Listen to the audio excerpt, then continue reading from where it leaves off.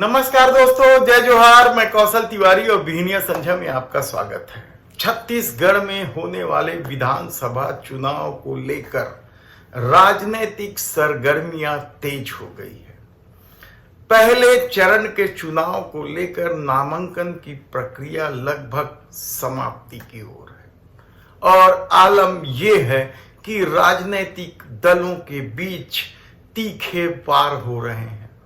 सत्ता संघर्ष के इस खेल में बस्तर किसका होगा?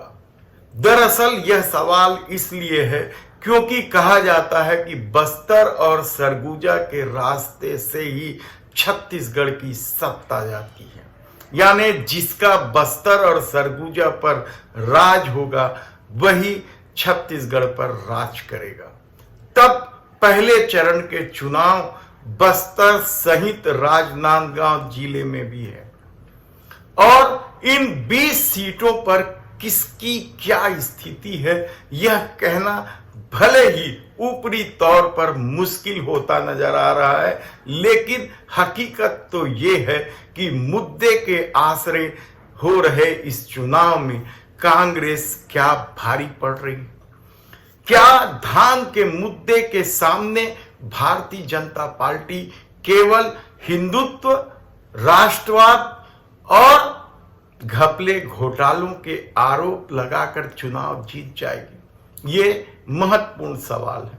यह सवाल इसलिए है क्योंकि धान के मुद्दे के साथ साथ छत्तीसगढ़िया संस्कृति को लेकर भी कांग्रेस ने जबरदस्त काम किया है।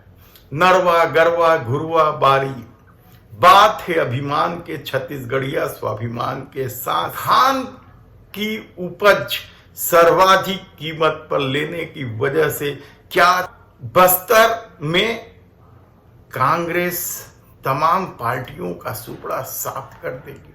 हालांकि आदिवासी वर्ग के बड़े नेता अरविंद नेताम नाराज थे और उन्होंने अपनी पार्टी भी बना ली। 5वीं अनुसूची की विसंगतियां और दूसरे आदिवासियों के मुद्दे को लेकर, जल जंगल जमीन के मुद्दे को लेकर नगर नार का मुद्दा भी हावी है और इस मुद्दे के चलते भारतीय जनता पार्टी इस कदर बैकफुट है कि उनके गृह मंत्री अमित शाह को आकर कहना पड़ रहा है कि नगर नार हम नहीं बेचेंगे। इस पर आदिवासियों का हक है, लेकिन हकीकत तो यह है कि जिस तरीके से निजीकरण के लिए कागज दिल्ली से चल निकले हैं, उसके बाद इसका निजीकरण रुक जाएगा कहना मुश्किल है, क्योंकि मोदी सरकार की यह रीति नीति रही है कि पहले निर्माण करो और उसे निजी हाथों में बेच दो। यानी देश के संसाधनों को बेचने का जो खेल मोदी सरकार ने किया है, यह मित्र प्रेम की वजह से महंगाई जिस स्तर पर बढ़ी है, हालांकि महंगाई का प्रभाव छत्तीसगढ़ में इसलिए नहीं पड़ रहा है क्योंकि भूपेश सरकार ने हर त्योहार के पहले धान की कीमत को लोगों तक पहुंचाया है, यानी हर त्योहार के पहले पैसा दिया।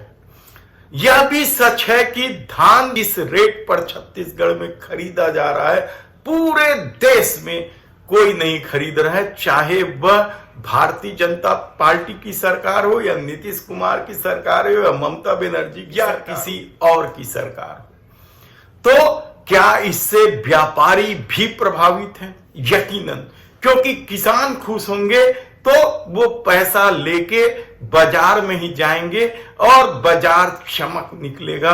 यह मुद्दा क्या बस्तर और राजनांदगांव क्षेत्र में हो रहे विधानसभा के इस चुनाव पर प्रभाव डालेगा? यकीनन, क्योंकि जिस तरह की खबरें आ रही हैं उससे यह साफ दिखाई और सुनाई भी पड़ने लगा है कि व्यापारी वर्ग किसानों की खुशी से अपने चेहरों की रौनक बढ़ा रहे हैं, यानी उनको भी मालूम है कि सत्ता बदली तो उपज की इतनी कीमत नहीं मिलेगी और दूसरे राज्यों की तरह बाजार बेरौनक हो जाएगा। कुछ व्यापारियों से हमने चर्चा की तो उन्होंने बताया कि छत्तीसगढ़ में व्यापार इसलिए चमक रहा है क्योंकि धान की कीमत भरपूर मिल रही है। तो क्या व्यापारी वर्ग भी अब इसी सत्ता को लाने के लिए जुट गए? कहना मुश्किल है, क्योंकि आमतौर पर माना जाता है कि व्यापारी भारतीय जनता पार्टी के साथ जुड़े हुए हैं और कई लोग तो पार्टी के कट्टर समर्थक हैं। तो क्या वे लोग कांग्रेस से इतर जाके भारतीय जनता पार्टी को जिताकर अपने ही धंधे पर कुल्हाड़ी मारेंगे? आप बैल मुझे मार करेंगे? कहना कठिन है, क्योंकि दोनों बातें हैं। एक तरफ पार्टी की निष्ठा तो दूसरी तरफ व्यापार। तब सवाल यह है कि उनकी प्राथमिकता क्या होगी। कवर्धा में सरकार के दमदार मंत्री मोहम्मद अकबर के खिलाफ विजय शर्मा को मैदान पर उतारा गया है। विजय शर्मा यानी कवर्धा में जो सांप्रदायिक वारदात हुई थे उसके हीरो कहना चाहिए। तो क्या वे हिंदू वोटों का ध्रुवीकरण कर लेंगे? और पिछला चुनाव मोहम्मद अकबर ने जबरदस्त तरीके से जीता था, क्या उस पर रोक लगा देंगे? कहना कठिन है, क्योंकि मोहम्मद अकबर 24 घंटे के राजनीतिक व्यक्ति हैं। वे अपने क्षेत्र का ध्यान रखते हैं, ऐसा कहा जाता है। तब दूसरा महत्वपूर्ण सीट है राजनांदगांव। इन 20 सीटों में अकेला यही सीट था जिसे डॉक्टर रमन सिंह ने जीत ली थी, और राजनांदगांव को डॉक्टर रमन सिंह का गढ़ माना जाता है और वहां कांग्रेस ने भी जबरदस्त प्रत्याशी उतारा। हालांकि राजनांदगांव के लिए वे नए हो सकते हैं, लेकिन कांग्रेस इस बात के लिए तैयार नहीं है, क्योंकि गिरीश देवांगन कांग्रेस के बड़े नेता हैं और राजनांदगांव में उनका ननिहाल भी है, यानी राजनांदगांव वालों का भांजा है। और छत्तीसगढ़ में भांजा की पूजा होती है, तो क्या गिरीश देवांगन को राजनांदगांव के लोग भांजा समझकर जिता देंगे? हालांकि धान का मुद्दा है वहां। व्यापारी वर्ग को मालूम है कि धान की फसल अच्छे से आएगी और व्यापार चमकेगा।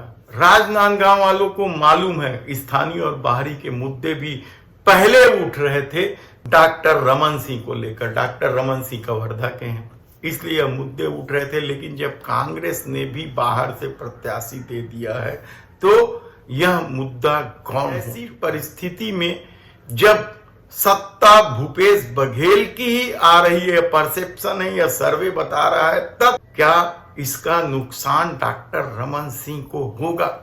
कहना मुश्किल है। वहां उस जिले में एक नक्सली वारदात हुई है, भारतीय जनता पार्टी के नेता की हत्या हुई है, उसे लेकर बवाल मचा हुआ है। तो क्या कुछ सीटें वहां जीत ली जाएगी? मुश्किल है कहना। पंडरिया में भारतीय जनता पार्टी ने डॉक्टर रमन सिंह की भांजी को टिकट दिया है, भावना बोहरा। उनके बारे में कहा जाता है कि वे बेहद ही सक्रिय रही हैं। तो क्या इस बार वे चुनाव जीतकर पिछला चुनाव में कांग्रेस ने जो पंडरिया सीट हासिल की थी उसकी वापसी करवा पाएंगी? डॉक्टर रमन सिंह के भांजे भी लड़ रहे हैं, विक्रांत सिंह, क्या वे जीत पाएंगे? ऐसे कितने ही सवाल हैं। लेकिन एक बात तो तय है कि भूपेश बघेल ने धान को लेकर और छत्तीसगढ़िया बात को लेकर जो खेल खेला है या जो काम किया है उसका असर निश्चित रूप से दिखाई दे रहा है। लेकिन ऊपरी तौर पर यदि आप गुजरेंगे तो आप पाएंगे कि बेहद ही संघर्ष में सारी पार्टियां फंसी हुई हैं, क्योंकि बैनर, पोस्टर और तामझाम के मामले में भारतीय जनता पार्टी किसी से कम नहीं है। पिछली बार भी उनके तामझाम जबरदस्त थे, लेकिन वोटों का अंतर 10% से भी ज्यादा रहा और उनके कई मंत्री, कई प्रत्याशी तो 20-20, 30-30, 40-40 हजार से हारे थे। तो ऐसी परिस्थिति में जब 7 तारीख को मतदान होगा तब इन परिस्थितियों में क्या कुछ होगा